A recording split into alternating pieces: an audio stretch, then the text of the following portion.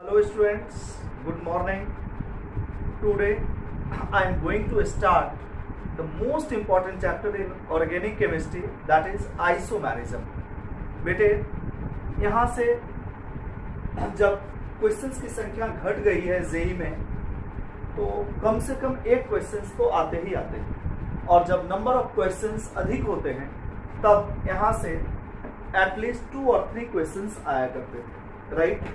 तो entrance point of view से बेटा this is most important chapter. और आप जानते हो कि अगर आपको फिजिक्स नहीं आती है तो कभी भी आपका सिलेक्शन नहीं होगा, यानी selection deciding factor is physics and rank deciding factor is chemistry. इसलिए बेटा अगर केमिस्ट्री को आप ढंग से करते हैं तो आप बेहतर परफॉर्मेंस दे सकते हैं, और अगर आप रैंक होल्डर्स होते हैं तभी आपको आईआईटी के जो 5 पुराने और बेहतरीन कॉलेज हैं वहाँ पर एडमिशन मिलेगा, या अगर आप मेडिकल क्वालिफाई करते हैं तो एम्स या फिर अच्छे मेडिकल कॉलेज में आपका एडमिशन होगा। तो आई होप सो कि आप केमिस्ट्री को मन से पढ़ेंगे, ठीक से पढ़ेंगे, राइट, और बेहतर कॉन्सेप्ट के साथ करेंगे। एक और धारणा बच्चे और टीचर्स दोनों मन में बना लेते हैं, जो केमिस्ट्री रटने वाली सब्जेक्ट है। केमिस्ट्री में कुछ भी नहीं हो सकता है, विदाउट रटे तो कुछ हो ही नहीं सकता है। बेटे हमेशा याद रखना, केमिस्ट्री रटने वाली सब्जेक्ट नहीं है। अगर आपका कॉन्सेप्ट क्लियर है तो आप कोई भी क्वेश्चंस को कर डालोगे, और अगर कॉन्सेप्ट क्लियर नहीं है तो किसी भी कीमत पर आप अच्छा स्कोर केमिस्ट्री में नहीं कर सकते, राइट। तो आइए, wishing you all the best. इन्हीं शुभकामनाओं के साथ मैं ये चैप्टर स्टार्ट करता हूं। Now chapter is isomerism, right बेटा, आइसोमेरिज्म। याद रखना, this term coined bye Berzelius, right, term coined bye Berzelius.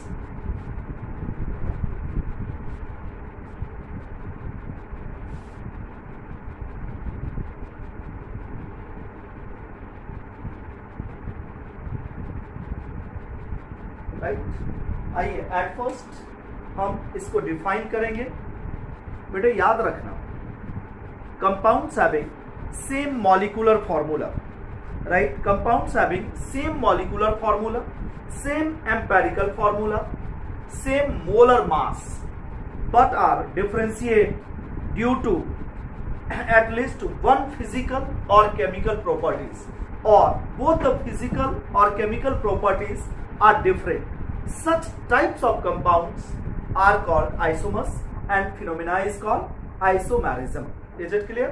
तो आइए हम इसमें लिखें compounds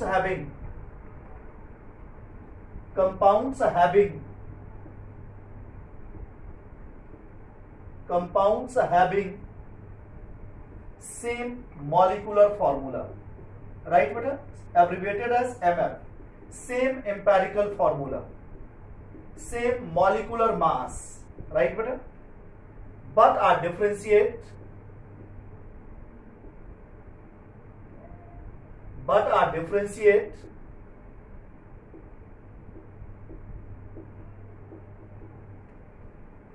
due to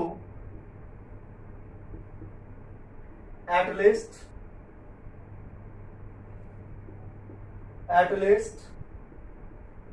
one physical or chemical properties,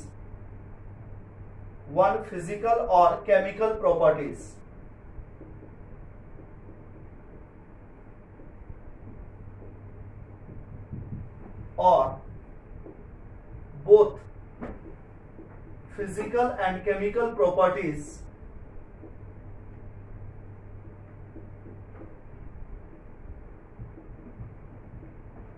are different.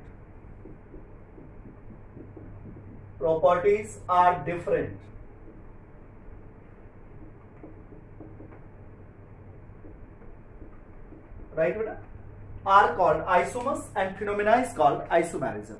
अब देखिए, as for example, हम यहाँ पर एग्जाम्पल लेंगे। फॉर एग्जाम्पल देखिए C4H10, राइट, यहाँ पर देख रहे हैं 1 2 3 and 4, and now here is this one. Both the compounds having equal number of carbon and hydrogen atoms, right? दोनों में क्या है बेटा? There are 4 carbon and 10 hydrogen atoms. That means number of component atoms in both the compounds are same, but both of them are only differentiate due to their structure. जब बेटे structure different है तो their physical properties are different, right? देख रहे हैं, जैसे आप boiling point ये सब पढ़ते हैं तो ब्रांच और स्ट्रेट चेन दोनों में क्या होता है? डिफरेंस होता है. So you can say that both the compounds are isomers and phenomena is called isomerism. Is it clear? Have you any doubt about it? अब हम इसी का सब टॉपिक्स पढ़ेंगे, टाइप ऑफ आइसोमेरिज्म. राइट बेटा, हम पढ़ेंगे टाइप ऑफ आइसोमेरिज्म. आइए, आई होप सो कि इसको आपने लिख लिया होगा या स्क्रीनशॉट ले लें, फिर हम नेक्स्ट सब टॉपिक्स स्टार्ट करते हैं.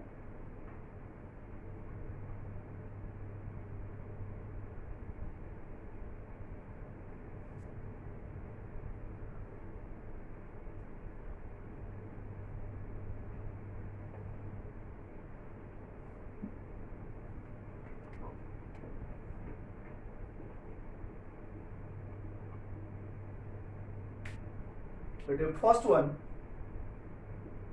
is structural isomerism.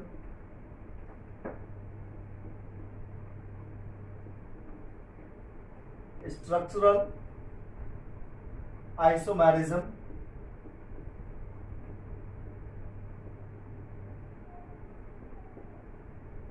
And the second one is stereoisomerism.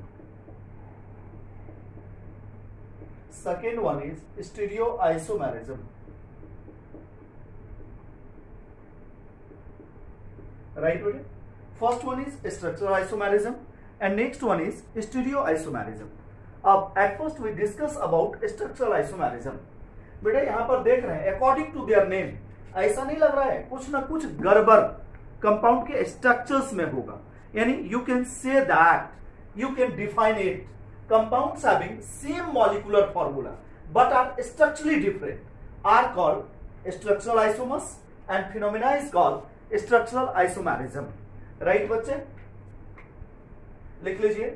Compounds having same molecular formula but are structurally different are called structural isomers and phenomena is called structural isomerism. Right? अब आइए, now type of it. Right बेटा, type of it.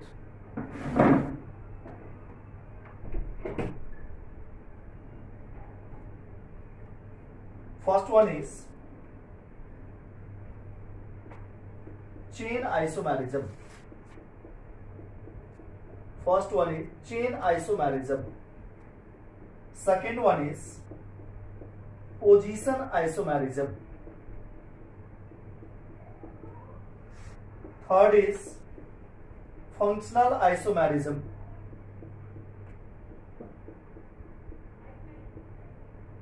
D part is metamerism. Metamerism. E part is ring chain isomerism.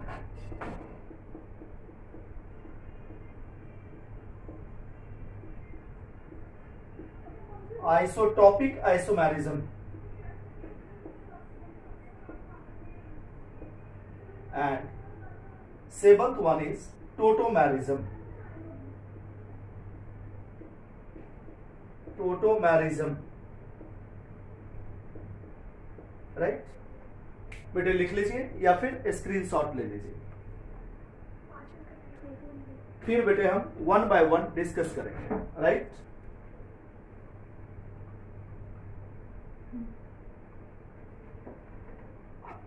I hope so लिख लिया आप लोगों ने.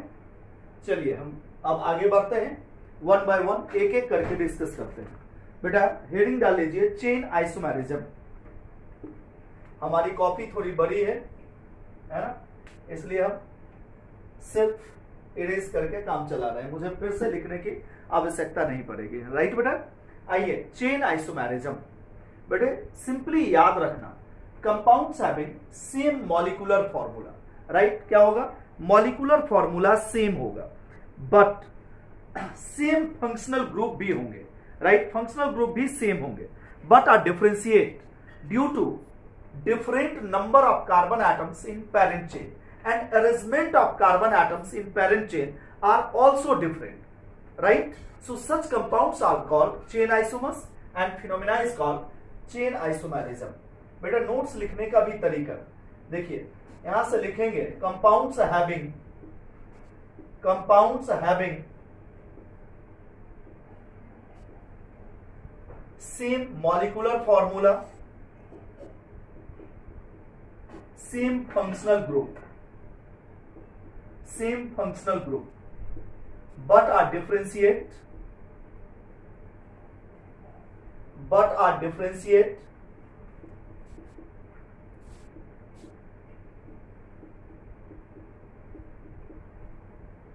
due to different arrangement of carbon atoms,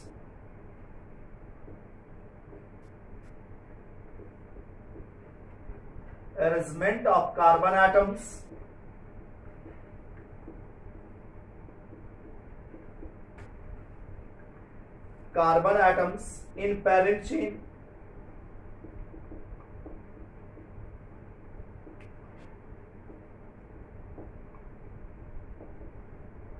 and also differentiate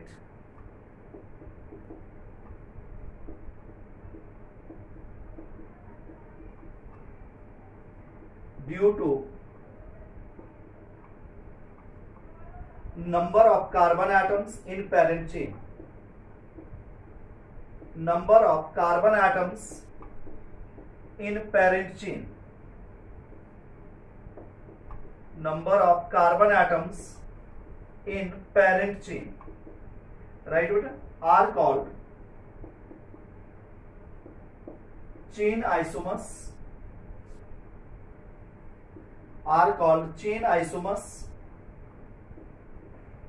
and the phenomena is called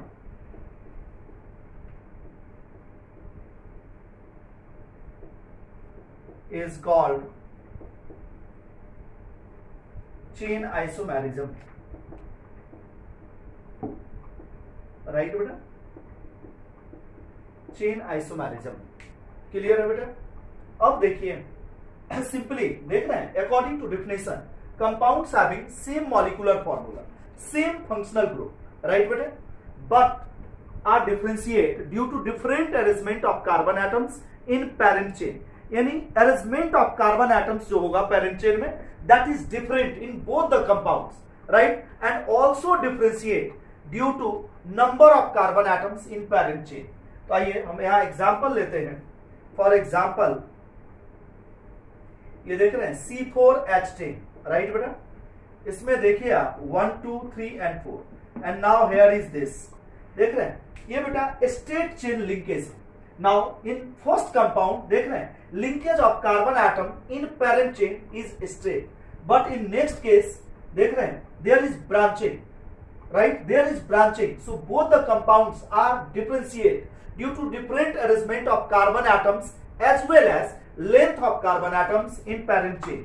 यहाँ देखिए in parent chain there are 4 carbon and in next compound there are 3 carbon atoms in parent chain, ये देख रहे हैं here is 1 2 3 4। तो बेटा arrangement of carbon atoms as well as length of carbon atoms, that means number of carbon atoms in parent chain are different, so such compounds are called chain isomers and the phenomena is called chain isomerism। अब आप biology में पढ़े होंगे बेटा, देख रहे हैं खोपड़ी से लेकर नीचे तक की हड्डी हर लैब में पड़ी होती है कंकाल, तो उसको आप क्या बोलते हैं? Skeletal system. तो this is just as skeleton of carbon, so this isomers is also called as skeletal isomers and this forms nucleus centre, so it is also called as nuclear isomers. So बेटा यहां पर लिख लीजिए आप, it is also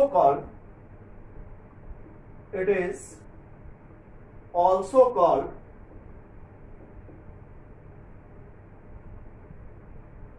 skeletal isomers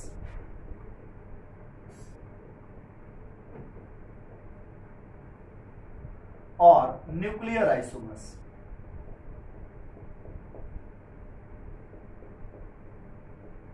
right बेटा, skeletal और nuclear isomers. अब देखिए मैंने लिखा है same molecular formula and same functional group. यहां बेटा कोई भी फंक्शनल ग्रुप नहीं है, तो बेहतर होगा कि हम एक फंक्शनल ग्रुप से भी रिलेटेड कंपाउंड ले लें। यहां पर देखिए नेक्स्ट एग्जांपल मैंने लिखा है C4H10O। यहां पर देख बेटा this one and here is this one, यानी first one is N-butyl alcohol and next one is isobutyl alcohol, या in IUPAC system that is butanol and this is 2-methyl propanol। देख रहे हैं दोनों में बेटे सेम फंक्शनल ग्रुप है OH-OS। बेटा this part represents alcohol. Simply identity of any organic compound is called functional group. यहां through this part you identify this compound is alcohol, right? So OH is functional group for alcohol. Both the compounds having same functional group, right beta? Same number of component atoms. Yani in both the compounds there are 4 carbon, 10 hydrogen and 1 oxygen, right? But only differentiate due to arrangement of carbon atoms in parent chain as well as देख रहे हैं length of carbon atoms in parent chain। यहां भी देखिए in this alcoholic compound here are 4 carbon atoms in parent chain and here is 3 carbon atoms in parent chain, right बच्चे? So this is called chain isomers, right?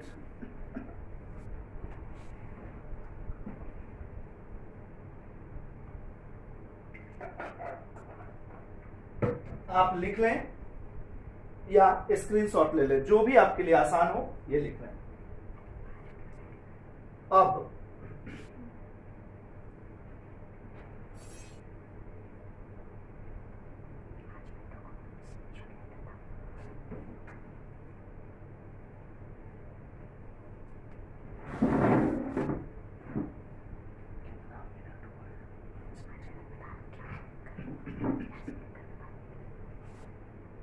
Right, clear है बेटा?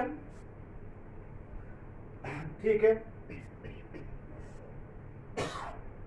अब देख बेटा, generally आप देख रहे हैं यहां पर बेटा 4 कार्बन में ये पॉसिबल है। Is it possible in compounds having 3 carbon atoms? जैसे मैंने लिखा बेटा C3H8, राइट? अब देखिए 1 2 3, राइट? और ये 1 2 3 ऐसे लिखे। इसको अगर हम स्ट्रक्चरली लिखें तो थोड़ा बेहतर वे में लिख पाएंगे। देखिए CH3 CH2 CH3 और यहां बेटा S3C CH2 और ये CH3। हम लिखें कैसे भी, both of them are n propane and propane, right? ये नहीं है कि ये ब्रांचिंग है। और ये बात समझ में, यानी देखोगे आप 80-90% बुक्स में लिखा होता है बेटा minimum requirement of carbon atoms for chain isomers is 4 carbon atom, और आप देख रहे हैं 4 में पॉसिबल भी है, राइट? लेकिन यहां पर मुझे एक लोचा नजर आती है। प्रॉपर वे में लिखना चाहिए बुक में, ठीक है? और लोग हम सब भी किताब देखते हैं और एज इट इज उसी कॉन्सेप्ट को पढ़ा देते हैं बिना सोचे समझे। बेटा यहां पर हम टीचरों को भी और बच्चों को भी ध्यान देना चाहिए, क्योंकि एंट्रेंस एग्जामिनेशन है ये, राइट बेटा? ये CBSE बोर्ड का एग्जामिनेशन नहीं है जो आप कुछ भी लिख दे, कुछ भी कर दे और आपको मार्क्स मिल जाएगा, बच्चों पे रहम करी जाएगी, बिल्कुल भी नहीं। अगर आपने ठीक से नहीं करा है तो फिर आप अगले साल के लिए प्रिपरेशन करिए। ये नहीं कि इस साल आपको किसी तरह कहीं भी एडमिशन मिल जाएगा, राइट? तो आइए आप देखते हैं किताब में लिखा होता है minimum requirement of carbon atom is 4। मैं इसको एक क्वेश्चन के थ्रू करना चाहता हूं और आपको समझाना चाहता हूं। बेटे एक क्वेश्चन लिखते हैं, देखिए how many chain isomers are possible, how many chain isomers are possible, how many chain isomers are possible, chain isomers are possible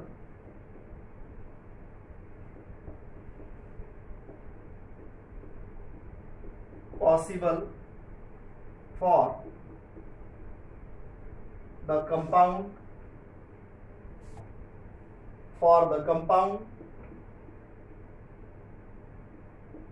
having molecular formula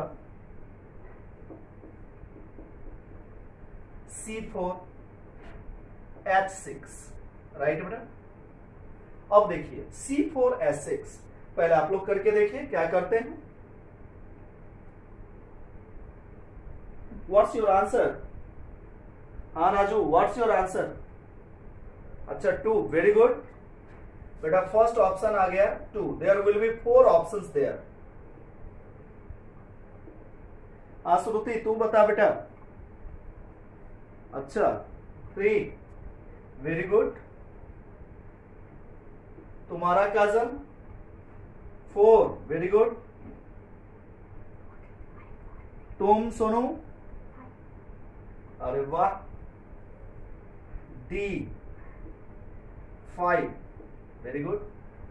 अगर आप मेरा आंसर मानेंगे तो नन ऑफ देम बेटा, इसके लिए चेन आइसोमर्स पॉसिबल ही नहीं होगा। जिन्होंने 2 करा है, आप लोगों ने क्या करा होगा बेटा, H3C CH2 और ये C और यहां पर H। यहां पर देखिए H3C, ये बेटा CC और ये CH3।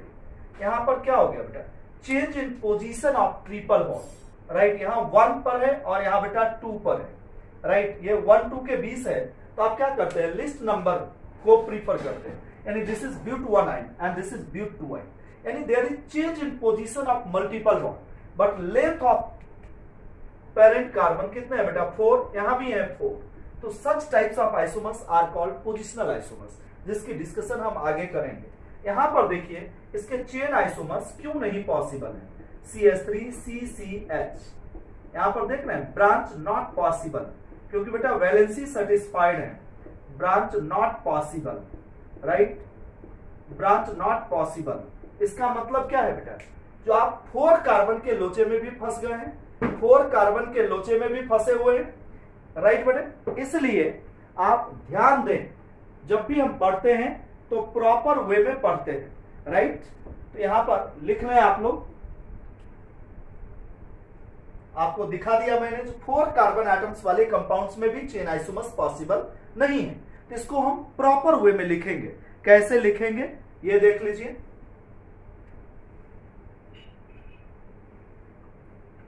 लिखिए पॉइंट टू बी नोटेड या स्टार लगा लीजिए, ठीक है, और इसके थ्रू इस चीज को लिखिए।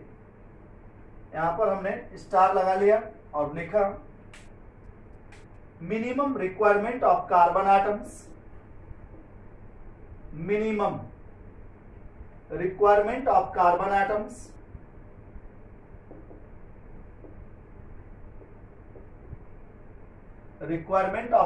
atoms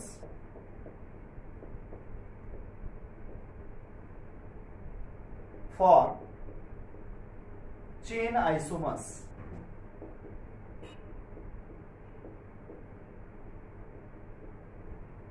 in, बेटा यहां पर लिख लीजिए एल्केन। यानी याद रखना बेटा, एल्केन के लिए कितना कार्बन चाहिए, C4। बेटे एल्कीन के लिए कितना चाहिए, C4। But in case of alkadiene यानी compounds having double bond and alkyne, ये कितना होगा बेटा, C5, राइट। और इसको बॉक्स में भी कर लीजिए, जिससे कि आपका बार बार इस पर ध्यान जाएगा, और जब आप रिवीजन करेंगे तो आपको फोकस करेगा ये, क्योंकि ये बॉक्स में है। यानी minimum requirement of carbon atoms for chain isomers in alkane, कितना रिक्वायर्ड है, 4 कार्बन। एल्कीन है तब भी 4 कार्बन, बट बेटा अगर अल्काडाइन है यानी compounds having diene 2 double bonds या फिर ट्रिपल बॉन्ड, तो minimum requirement of carbon atom is 5, right. अब बेटे इसका स्क्रीनशॉट या इसको लिख लें।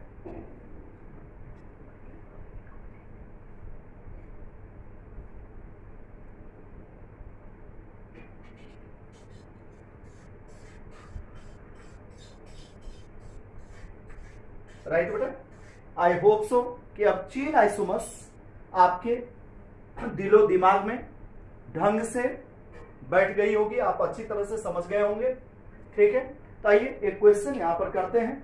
है तो क्वेश्चन बहुत ही इजी, जिसको आप हमारी आपकी देसी लैंग्वेज में बोले तो that is lollipop questions. But PMT में भी आए हुए हैं, जेई में भी आए हुए हैं, क्वेश्चन का कोई लेवल नहीं है।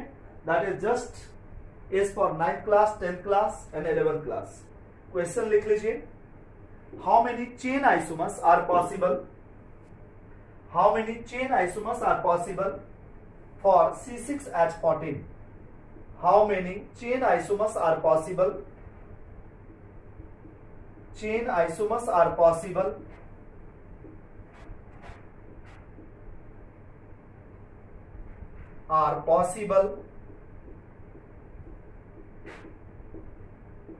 for C6H14.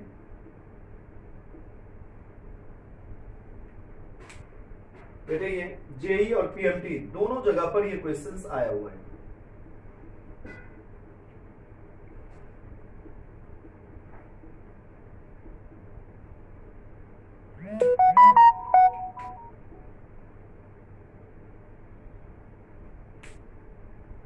करिए जल्दी से।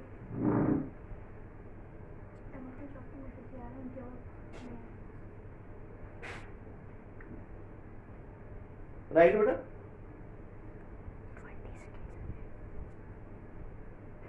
इसको कर लेंगे बेटा आप लोग, बहुत ही इजी क्वेश्चन है।